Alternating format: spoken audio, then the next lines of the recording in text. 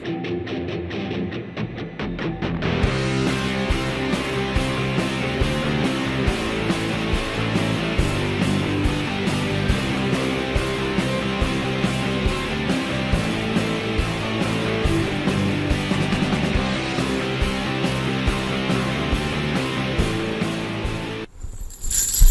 David Johnson. Hi, Bill. A bit early for Christmas.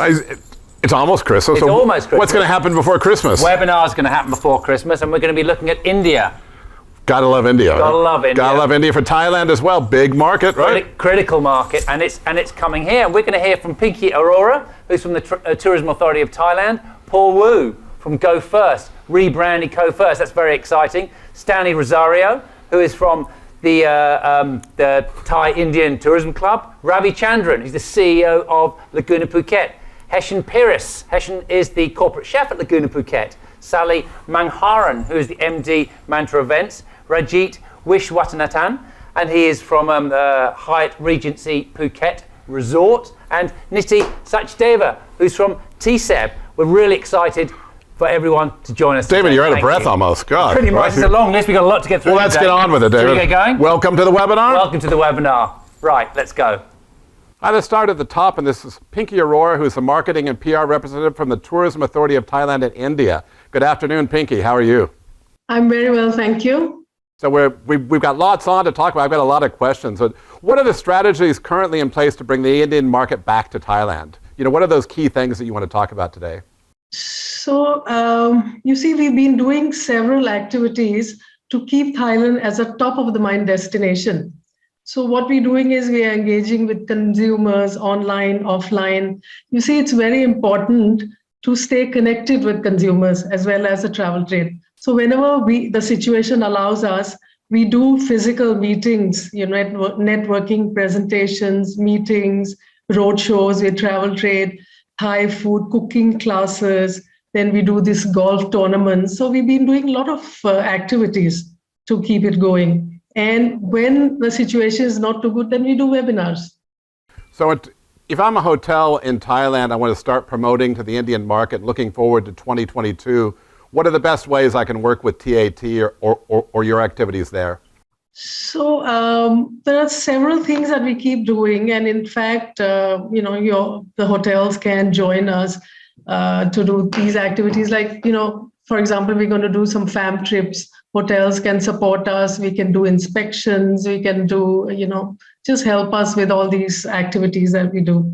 In fact, we are also, not just these activities, we are also doing, we are emphasizing on the fact that Thailand is a very safe place to travel to.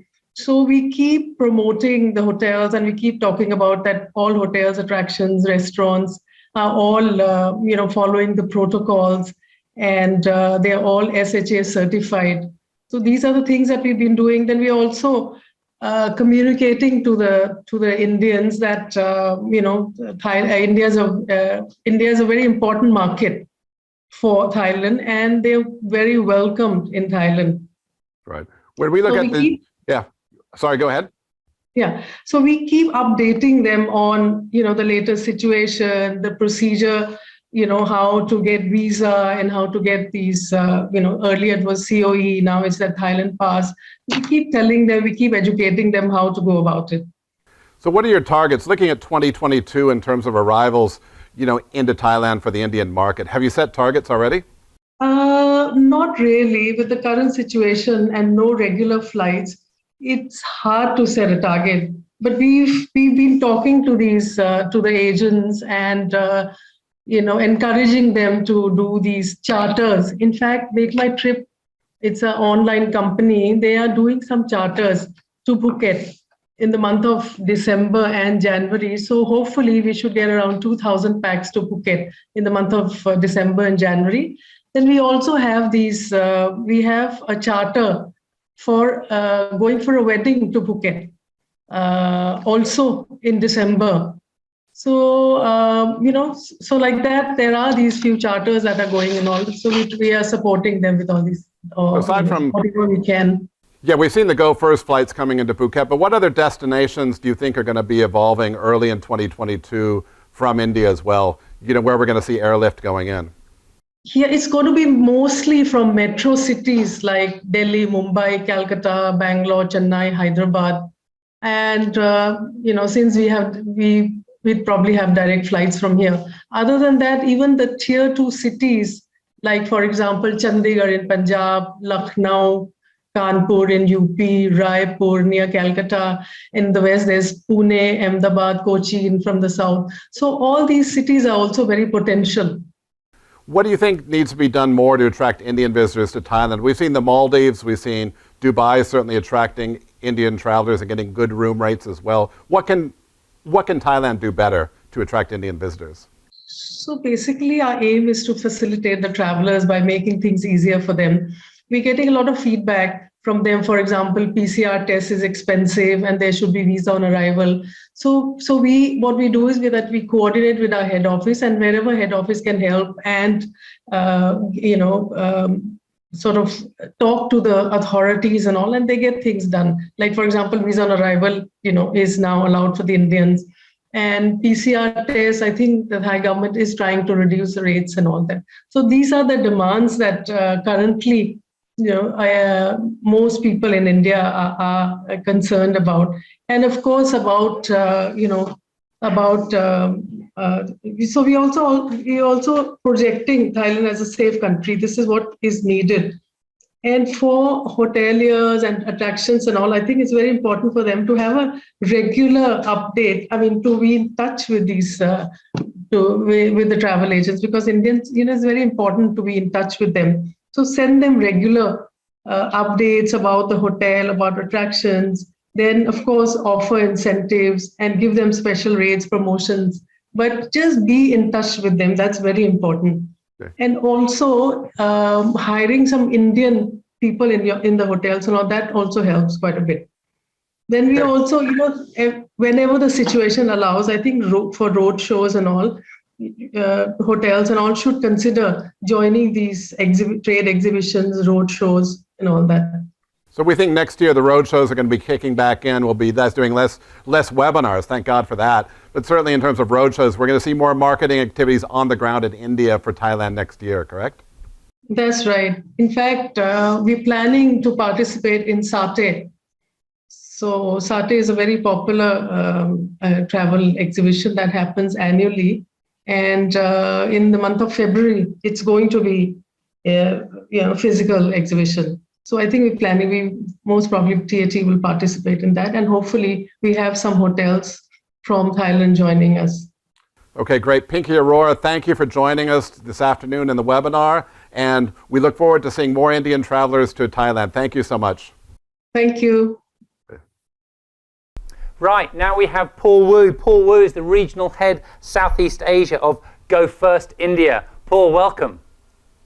Thank you, David. Thank you for having me on this webinar. Excellent. You're very welcome. Let's start with routes. What are the current routes that are flying? Are they scheduled? Are they charter? When can we move from charter to regular service? Just give us an update there, please, for Thailand. Well, David, firstly, for the benefit of all our listeners and viewers, let me inform everyone that Go Air has now been rebranded to Go First. So we were formerly called Go Air. Now we are called, and we've rebranded ourselves as Go First. And we are immensely proud to be the first Indian airline to resume direct flights into Phuket, starting from 4th of December. So currently we are only operating charters, and the reason being that scheduled international flights from India remain suspended until 31st of Jan 2022. And in the absence of an air bubble agreement between Thailand and India, we are unable to operate any other flights besides charters. That said, David, we have 10 charters lined up, which started off from the 4th of December up to 10th of January 22. And that brings in an estimated 2,000 Indian visitors into Phuket. Amongst these 10 charters is one of the biggest production houses of Bollywood called Dharma Productions, which is flying in from Mumbai to Phuket on the 17th of December. This, I believe, will be a huge boost to the tourism industry of Phuket and Thailand, because once the movie releases, Phuket will be shown as the venue of the movie. And once the international flights resume from India, David, the plan is to operate from all the metro cities, namely Bombay, Bangalore, Delhi, Calcutta, and Chennai, to Phuket and Bangkok.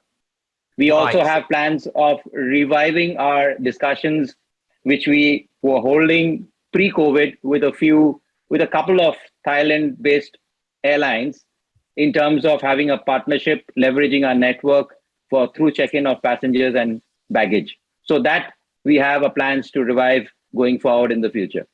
Excellent. So the destinations that you're looking at from various locations in India are Bangkok and Phuket direct for those charter flights? Yes, absolutely right. Okay, that's fantastic. Are you looking at any other destinations in the future? Krabi, for example? Well, our network planning team route evaluation, new routes evaluation and study is an ongoing exercise, David. Right. And we are very keen and we are open to operate and fly into new routes into Thailand, should there be a sustainable pattern of demand. Having said that, again, we are open to charters if there is any demand for leisure destinations in Thailand, such as Hua Hin and Utapao.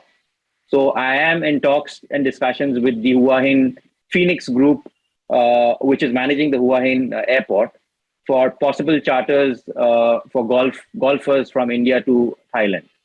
That's really exciting news. Thanks very much for that, Paul. Let me ask you too about the experience, the on-flight experience. Just talk us through it a little bit for Go First. So, well, David, for Go First, the safety and a comfortable flight experience is on top priority and comes first at all times.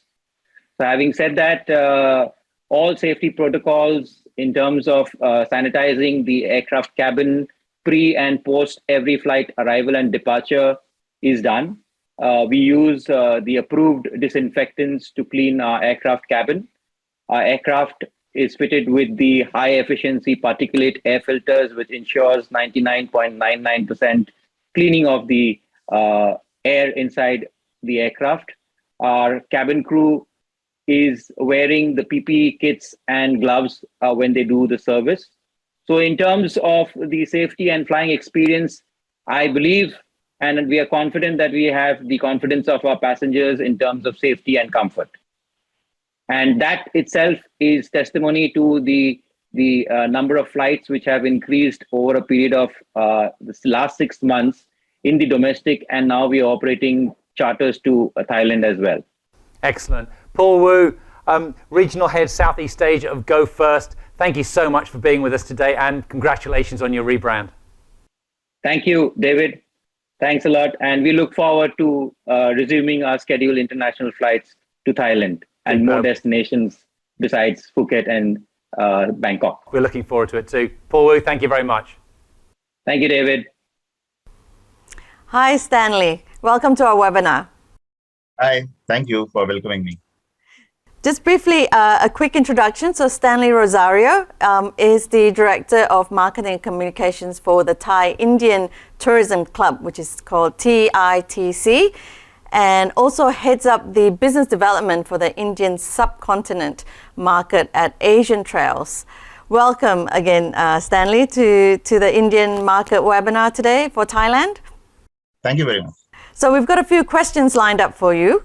What are the opportunities for Thailand currently in terms of the Indian outbound market?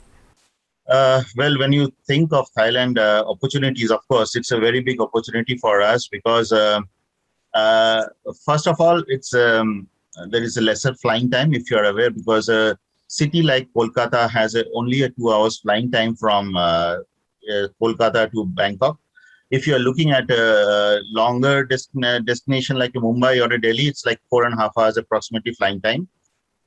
So when we talk about Thailand as a destination, of course, Indians have not traveled for the last 2 years, except maybe a Dubai or a Maldives. So when we think of short-haul destinations which are economically viable as well, Thailand is one of the destinations which comes to their mind instantly. And there is plenty of opportunity because when they come here, The food options are plenty. They get quality Indian food options. Then the cost of stay and traveling is quite economical. Destination wise, you can there are a lot nice beaches here. Then you have very I mean, if you want to go to Chiang Mai option, they can get some very nice hill station as well. So plenty of options here. I mean, it's a very, very scenic destination and very nice place to which comes to their mind instantly for Indians. Thank you. So do you see any pent-up demand at the moment? And what do you think 2022 is going to be looking like from a DMC point of view? Pent-up demand point of view, of course, I mean, Indians have been desperately wanting to travel. Indians are very, very nice travelers, to be very frank. And every year, if you look at the data and analysis, Indians are one of the people who actually travel quite a lot. Thailand, is one of their most preferred destination as well. They till now, Indian government has only allowed them, if you talk about abroad destinations, they have only been allowed to travel to Dubai and Maldives. And now, when they have heard the news that Thailand is opening up the borders and the scheduled flights are going to start and all, there are plenty of inquiries and daily questions which keep coming from them. EAT has done a fabulous job of spreading the news around, and TSEB is also doing a very, very nice job there. And so the MICE destinations, if you say that the quality, the corporates and all, everybody is actually promoting Thailand again. And we see a very good demand for it when the scheduled flights will start operating. Right. So with the current changes and post-COVID, do you see any new experiences that the market, Thailand could be offering to the Indian market? What's your take on that? Well, to be very frank, there are only 2-3 concerns which we have presently. One is the RT-PCR test is presently a bit higher side. And if we go for coach capacity and restaurant capacity because of social distancing, the prices might go up a little bit higher. But if we brief them properly, I mean, through TAT, through TSEB, and through this TITC club, which we have formed now, I mean, we are actually going to impart proper knowledge to them and brief them that do not think about only cheap, maybe a little bit, pay a little bit higher, but come for quality destination, come for quality services. So this is how we plan to promote it.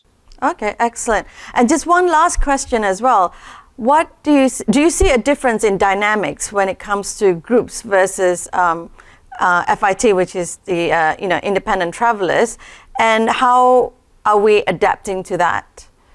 If there are any changes, I mean differences between the two groups? Not much of a changes, but to be very frank, like nowadays we have already been imparting this, because when we formed this TITC, the main idea for us was to impart proper knowledge to small DMCs. We started off with 29 members, but the idea is to make it bigger and larger, where we include the hoteliers, where we include the suppliers as well. And then we make this bigger and bigger, and we will provide quality information to all the people in India as well as in Thailand.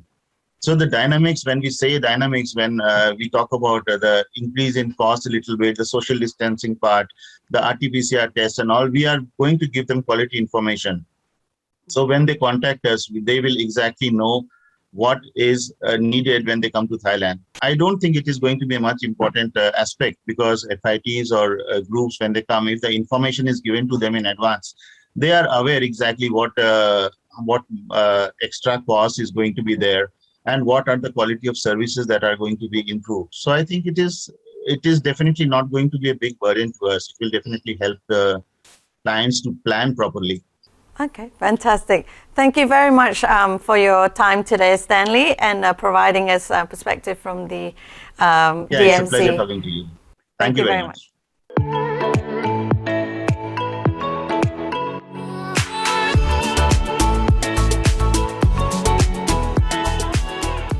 Right, I'm with Laguna Phuket CEO Ravi Chandran. We're talking about the India market. Ravi, welcome. Hi, David. Excellent. Tell us a little bit about the India market in terms of the importance of it, the size of it, pre-COVID. Just give some insights. Pre-COVID, It was, I wouldn't say it was significant for Phuket, but it was definitely material during the low season. I think with the Chinese market now dampened with COVID, and we don't know when that's going to reboot, the Indian market's huge, not only for Phuket, but for Thailand. So that's why we are now looking at the Indian market in more serious. Right. Yeah. It looks as though it's going to be one of the first international market potentially to come back in numbers. What are your insights also into how the market has changed? A lot of markets have changed during the COVID period. How does that relate to India? I think most markets, the typical formula is guests are now staying longer. Before, the average length of stay was 6-7 days. So now we're looking at 9 to 10 days. And with the Indian market, more family traditional, with the whole family coming along, I think a 2-week holiday, 2-week break is ideal in a place like Phuket with so much to offer. And what sort of things are they looking for now? They're looking for different activities to And do? I think in terms of activities, I think they're all looking for activities, not only sporting. Here we stand on 3 kilometers of beach here. Right. Everything from sports to just well-being, Right. running, walking. Being outdoors. Outdoors again, without too much of a plug for Laguna. No, good. With 1,600 rooms and a golf course and 3-kilometer stretch of beach and 7 hotels, I think we've got everything that any market wants. Not just particularly the Indian market, but the Indian market now is something we are really looking at because of the direct flight accessibility, Yeah. which the Indian market gives us. That's really one of the key opportunities, Yeah, isn't it? correct, The Indian correct. market does have direct flights into Phuket. So how are you leveraging that? How are you talking to them? We're working with the individual airlines. Our marketing teams and our international teams are working with agents in India in the 5 major cities, putting together packages like I would say all the other branded hotels in Right. Phuket are. So basically that's how we're dealing with it, and then interviews like this also helps, I guess. Oh, good. Thank you. And tell us a little bit about what we have here. You've had a beach volleyball tournament going on the last few days, and it's still going on actually at the moment. This is the World Beach Volleyball Tournament. And before that, we had the Asian Volleyball Tournament, which was fantastic. Over 40 countries. And on top of that, we've had a big golf event at Laguna Phuket, in Banyan Tree. And the golf event, an Asian golf event. Have you had any participation from India there? We had 2 quite big Indian golfers. Okay. Jeev Singh, who is the biggest Indian golfer ever. Right. Shiv Kapoor. Okay. They came along. They love the course. They love staying in Phuket. And hopefully with more events like that, not only Indians, we can attract other Asian markets, the Singapore market, the Korean market, Right. and China, of course, when China opens its doors. Right. Crystal ball, Ravi.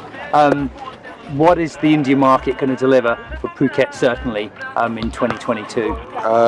Pent-up demand is strong? Pent-up demand. I think Indian market would be a good substitute for the Chinese market, especially in those months where we were reliant on the Chinese market, those low season months. Right. And only that, again, I think it opens up Phuket to be a different destination for the Indians who typically went to Bangkok and Pattaya before. Right. And now with, all our culinary offerings that we have, and we have Indian chefs, and we have a huge demand for Indian weddings. Right. I was going to get onto that. Tell us a little bit about that. We've always been popular for Indian weddings in our hotels. Banyan Tree, the Dusit, Angsana. We've had more calls in the last 3 months during COVID for Indian weddings, so that's been reignited. And I guess because we also have Indian chefs here, it makes it easier in terms of the cooking and the facilities and everything. Excellent. Ravi Chandran, thank you so much for being with us, CEO of Laguna Phuket. Thank you. Great. Thank Really you for appreciate having your us. insights. Thank you. Very welcome. Bye. Right, now we're on to food, and I'm here with Heshen Peiris. And Heshen Peiris is the corporate chef at Laguna Phuket. Heshen, welcome. Hey, good afternoon, David. How are you? Very well indeed, thank you. Tell us a little bit about food. How important is it to get it right? Look, food is paramount, and we understand the Indian palate, the Indian cuisine is so much different to anything else out in the world. For us to get that right, it's very important. Indian food it's not the same as what you'd find in a lot of other cuisines. I mean, not just the curries, we're talking about the breads, the desserts. To get that right is paramount, and I think we've got all our bases covered. Okay, and how about in a hotel context, when you have the buffet, for example, when you have all sorts of different cuisines, how does Indian food fit in? How does it work? Generally, we would always set that in a separate area. When I say separate area, we would separate a part of the buffet just for the Indian food. Right. So we would call it a station, actually. And we would, of course, we would have that with all our other guests. And actually what we find is that our other guests enjoy that mix of Indian cuisine, Thai cuisine, and if it's breakfast, we would make sure that it's breakfast cuisine. So if it's South Indian, we'd have the idlis. If it's North Indian, we'd have the naan breads available at breakfast for them. Right. And how many dishes would you have, for example, at a breakfast? At a breakfast, 10, oh 20? no, we'd probably close to 10 separate dishes. Yeah. Okay. Cold items and hot items as well. Excellent. And tell us a little, India is obviously a huge country. Tell us a little bit about the regions, the regional cuisine. How do you cater to that? There's lots of different tastes and preferences. Yeah, so for us over here, we actually have two specialized Indian chefs. One from North India and the other one from South India. They've specialized in their Northern Indian South cuisine, but then of course we've got Rajasthani cuisine, Kashmiri cuisine, and our chefs are capable of actually producing that kind of cuisine.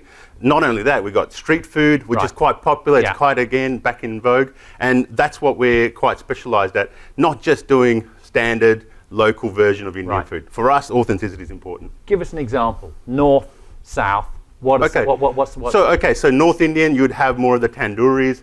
So, the tandooris, the naan breads. South Indian is more closer to the dosas. I know one of your personal favorites. It is actually. Right? The rasam, that kind of cuisine is what the idlis, that's from the South cuisine. Okay, so it's a very specialist cuisine. Yep. So is there any slightly technical question for you here Heshen? In terms of the equipment that you need, is there any specialist equipment that you need? Of course. And where do you get it from? Do you build it here? Do you import it? Yep, good question. So we have all our equipment that's come from India. We have our own tandoori oven. We have the tawas here. That's used for all the breads. Clay pots. Very important for making curries. So you get that real authentic flavor. The big pans for making the biryani. Actually, the biryani we finish off on charcoal to get that smoky flavor. So you need specialized equipment for that. So we have that all here. It's just like eating at home. All right, brilliant. Right, we're going to get to the big W, the weddings topic.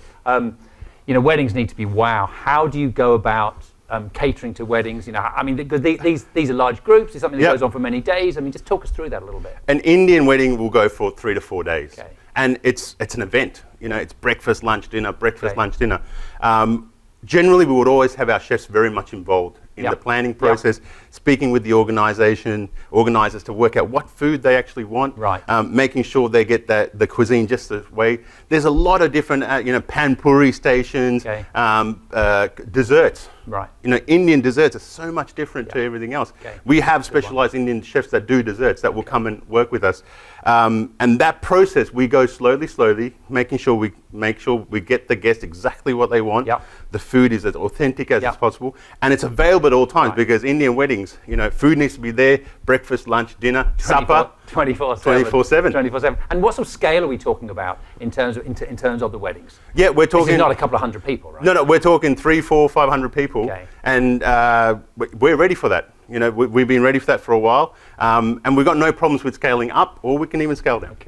Okay, Heshen, I've been dying to ask you. I want to get back to the dosa. Yeah. So the secret of masala dosa? For me, it's actually how long you soak your lentils. So we do it with lentils. There's a chef's answer. Letting it soak, letting it ferment a little bit longer. That's the secret. No rushing it. Okay, that's excellent. Heshen Paris, thank you so much for joining us today. No problem, thank you. Corporate chef at Laguna Phuket. Look forward to seeing you all soon. Hi, welcome, Sally. So today we've got Sally Mangharam, Managing Director of Mantra Events. So Sally, Mantra Events not just not only plan weddings, but you also do celebrations for the Indian market. So tell us a little bit more about the Indian market in terms of celebrations. It's a big market and business for Thailand. So give us a bit of a background of the size of the business, like the estimate of arrivals, income generated, and room nights for Thailand. Right. So I've been doing wedding planning and events. I've been in events for about 15 years now. When we started, it was a very new business, and we were just doing perhaps maybe 6 weddings a year at that time. And it's grown phenomenally to, let's say, I alone will do like at least 20 weddings a year, not just from India, but from all over, not including birthdays, anniversary, kids' birthday parties now. We also do proposals, so tons of things happening today. In terms of a wedding, the standard wedding's about, let's say, 3 days. First day is always the welcome dinner. Second day being the mehndi and the sangeet. Third day being the second day being the mehndi, the third day being the wedding reception. And standard average size of the guest, I would say, is about 300. I've done weddings ranging from 150 to about 1,200. That was 3 years ago. We did this huge wedding at the Splash, and that was the biggest one I've ever done in outside of Bangkok, I can say. A typical income generated, let's say, by from a wedding as small as 150 to taking, let's say 300, I'd say 8 million to 10 million baht just for the hotels, and with the vendors that come on board, perhaps another 5 to 10 million baht. Wow. And that would be what I would be the estimate that I've been seeing. Wow, that is big numbers. So typically, what are the destinations that they're looking for in Thailand, and what are the I guess characteristics that they want in celebration events? So I've done weddings literally all across Thailand, from Bangkok, Phuket, Khao Lak, Krabi, Chiang Mai, Samui, Rayong, Pattaya. Like, I've actually covered all the resorts and all the destinations in Bangkok. In Thailand. And everybody comes in with their own sort of vision or that they'd like to have their wedding. Bangkok being the hustle bustle, a lot of, I see a lot of people coming in and saying, hey, we'd like to be able to shop, we'd like to be able to do sightseeing, and we'd like to be able to, sort of have a wedding in the city. And so Bangkok is that destination. They can, we have great resorts, resort-like hotel at the riverside, which is beautiful. It has that view of Chao Phraya. It has amazing ballrooms, great dining venues. It's stunning. So that's one, kind of like the guest or the couple that would like to have that. Phuket, likelihood of, the great thing being all the flights can land there, top-notch properties, beachfront, everything amazing. Hua Hin, because it's just a 3-hour ride. I have seen that a lot of Indians, the Indian market, they really love Hua Hin, being able to drive in, 3-hour, get that top-notch 5-star property, top-notch facility, and then coming back to Bangkok. So yeah, I've covered basically all the venues. It really depends on each couple, what they'd like to, bring on board for their families and friends. Thanks, Sally. And just one last question. So Paul Wu from Go First earlier just touched upon how flights are resuming. So there's some chartered flights, and then there will be scheduled flights later on in the next few months. So what are you seeing in terms of the market coming back for 2022? Like, do you get any requests or demands? What's your feel for next year? So I feel there's definitely a market. I feel it's going to be slow and steady for 2022. I think the recovery with the wedding industry is highly dependent on direction and course of the virus right now. Travel regulations and consumer confidence. I think that's very important. I do anticipate that, having said that, I do anticipate that there'll be smaller weddings as a preferred choice for immediate future, and large-scale events we will take perhaps some time to fully come back. I do have 6 weddings confirmed as of 2022. Between the, let's say between now and let's say July. They're very positive. They want to come back to Thailand. One thing I do feel would be very helpful would be if the government would help with the testing. That is very important, that first day testing. Yes. I do feel safety and health is very important. So that for that testing part, if we can get, somehow the government or the airlines or somebody to come and subsidize that, because that's a big amount for that first day for the host to put out. Okay. Yeah, because it's like, let's say your first night is perhaps like 7,000, it almost doubles up. So. Yep, completely understand. Thank you very much, Sally, and thank you for joining our webinar as one of our key speakers. Thank you. And good luck for 2022. Thank you very much. Take care. Thanks, Sumi. Bye. Welcome, Ranjit, to our webinar today. Good afternoon. Thanks for having me here. Excellent. So Ranjit is from Hyatt Regency Phuket, and he's the Director of Sales and Marketing there. And today he's going to cover a little bit about the customers and guests in hotels. So as the Indian market returns, as we can see from and touched upon from some of our key speakers earlier, how would you advise the hotels to manage the dynamics of the Indian customers and guests that are returning? I think one of the things is we know that the Indian customers are big for Thailand. Hotels need to realize that there are many subgenres of the Indian customers. It's not just the economy side, but also the mid-scale and the luxury side of travelers. Indians came and spent about 80 million Thai baht in 2019, and they're definitely coming back, and they're going to come back with a bang.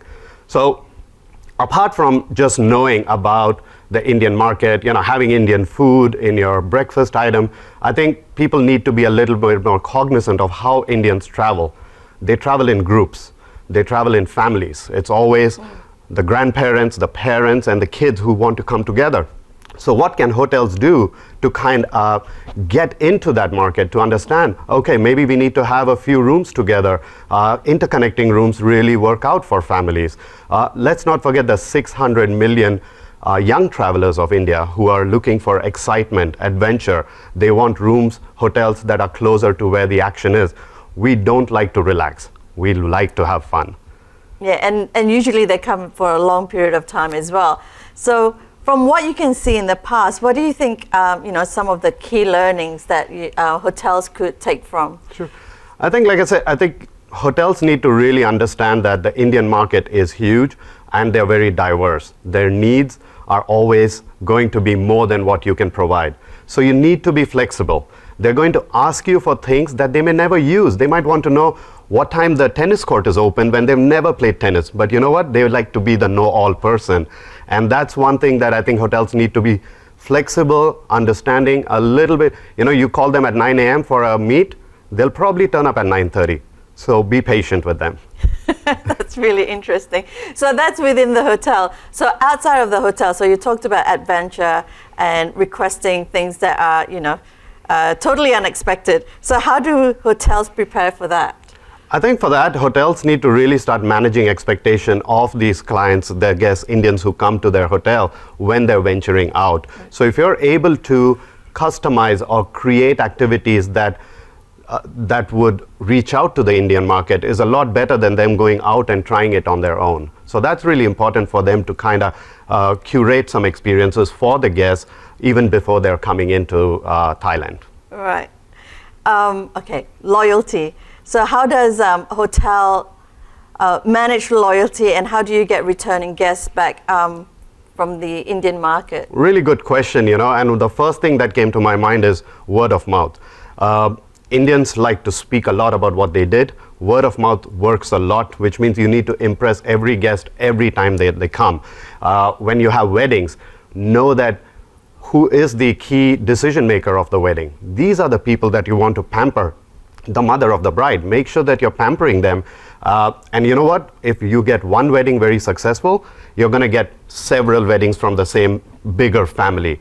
And that's how you build loyalty. The other way to build loyalty is also making sure, people, we're very media hungry. We're on Instagram, Facebook, so make sure that you're getting those key opinion leaders to your hotel who can really go out to the market and speak about the property that they're staying at. Right, that's really all really great insights that you don't really see until you experience. Correct. With the guests directly. So I guess a lot of it is also a personal relationship with the families that will then, get into further Absolutely. celebrations than not just weddings Correct.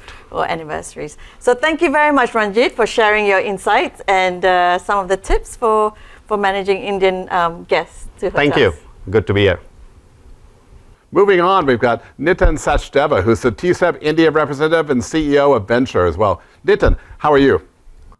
I'm doing very well. Thank you so much. Okay, let's kick off the discussion. We've spoken a lot about weddings and leisure, but what about the corporate meetings market? I know, is that going to be on the way or kind of looking forward into 2022? We know with airlift right now, we're just getting charter flights, but once we're getting regular flights back in, this is a fairly defined market already in India for certainly corporates and incentives, is it not?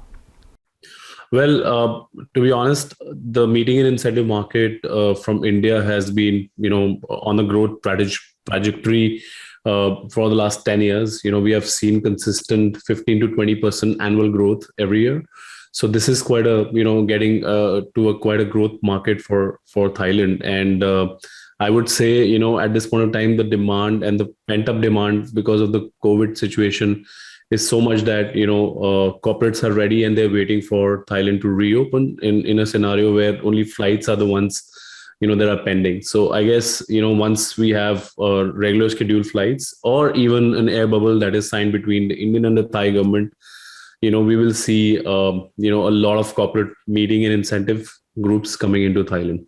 Something that's interesting for me is certainly with the pandemic, people working from home and doing those Zoom calls. We're all zoomed out already. Do you think it's going to come back in terms of these type of incentives that smaller groups are going to be? How is that market going to change in terms of the size of these groups?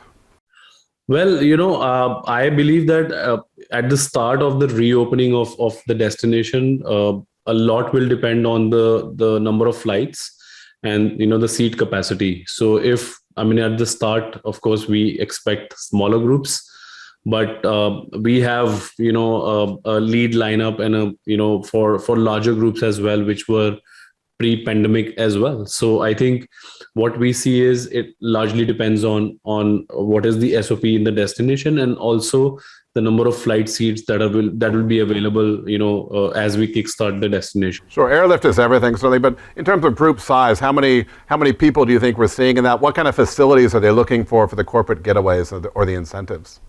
Well, we had an average group size of from 50 people to I would say 250 people. So that was the average. But we had a large group size of 10,000 people as well, 6,000 people. We right now have leads which are in that range as well, for next year. But again, the corporate market is varied from one part of India to the other part because decision making happens in the tier 1 cities. But again, sometimes it's also regional. So group size for mid-sized companies might be smaller, from 30 to 100 people.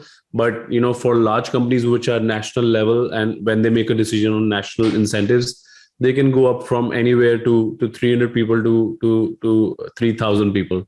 Sure. So that's like, the group size from the Indian market. It's like from here to here, right? It's a long market. How can hotels in Thailand really tap into this Indian outbound corporate travel market for meetings and incentives? What's the best way, in terms of partnering with people? I think, the most important thing that you mentioned, the keyword is partnerships. You need to have key partners in each market. Like, for example, India is like 29 states, 7-8 union territories. If you can have one partner in each state, that will really help in terms of capturing that market, because ultimately you need to know where the business is coming from and who has the business.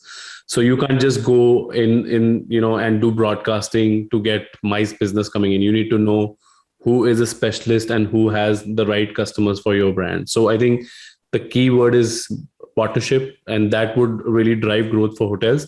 There are various methods to reach out to the Indian market, but the best way is to reach out with partners and going directly to the customers as well. Okay, excellent. Who is Thailand competing with right now, really, for this market when we look into next year? Do you think Thailand's going to have to compete on price, or how do you unlock that magic? I get the airlift conundrum, but what else is important for Thai hotels to do in terms of packaging? See, I think, we need to understand what our strength is. I don't see other destinations in Southeast Asia or maybe Middle East as our competition, because ultimately Thailand has its own, strength, and it's like an evergreen destination which can be repeated by corporates. And it has been proven from India that we have got like repeat customers, 70% repeat customers for incentives. So, and if you ask a corporate, in a survey, which we did, some time back, that, why do you like Thailand? And the most important aspect that came out was that it's an evergreen destination and we feel like home. We get our Indian food, we get variety of options for hotels. It's cost effective, it's value for money. We have got like so many options for, sightseeing, nightlife, and these are aspects that, corporate considers before making a decision for a destination. Sure. So in case, there are other destinations which we might say that they are competition, but they are not, because ultimately the corporate won't go every year to the same destination. It will be rotated.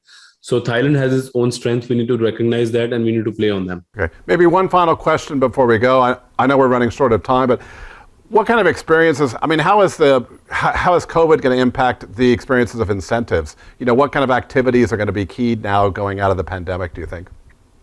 Well, I think, everybody in the pandemic has learned a couple of things. One is, of course, how, we can keep the environment sustainable, and the second one, which really, I would say, is highlighted is wellness and health. So I think these are the three key elements: health, wellness, two key elements: health, wellness, and sustainability.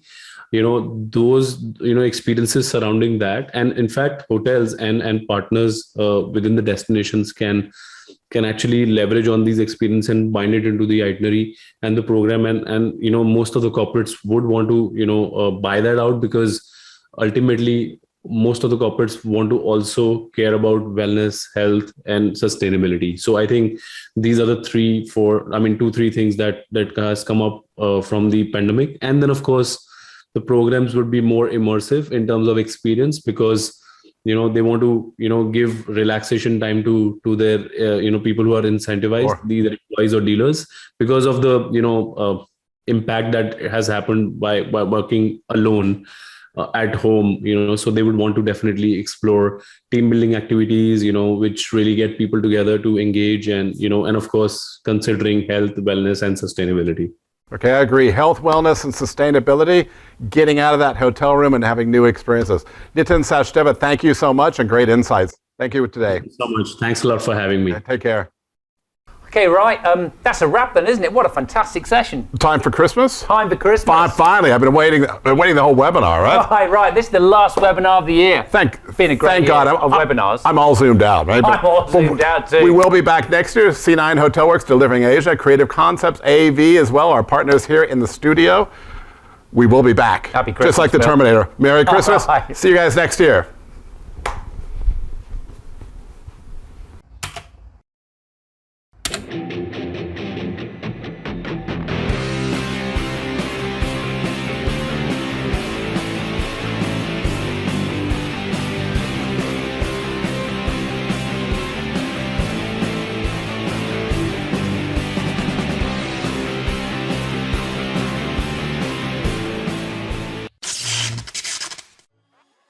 Hi, my name's Ashton. I'm a creative director here at Creative Concept AV, and I'd like to show you around our digital studio. So behind me, we've got a 4K LED wall. We've got studio lights up the top here, some ambient light columns, confidence monitor on the bottom, and a 4K camera.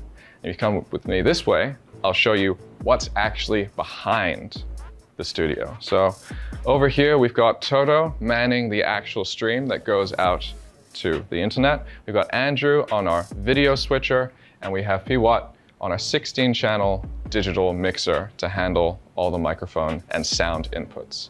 This is the type of studio that we use for our online events, and we actually set it up in a single day here at Sai Laguna Phuket. It's a 5-star beach resort, so at the end of the day, you could walk out the door and jump straight into a swimming pool if you wanted to. We have a sister studio in the Grand Hyatt Bali, which is a green screen studio. And for events that we've done, we've actually built studios around the region to be able to support the kind of online events that we do. That's just a little bit of insight of what we do. So if you're interested in this kind of thing, Creative Concept AV, give us a call and maybe we'll do your next event. Thanks very much.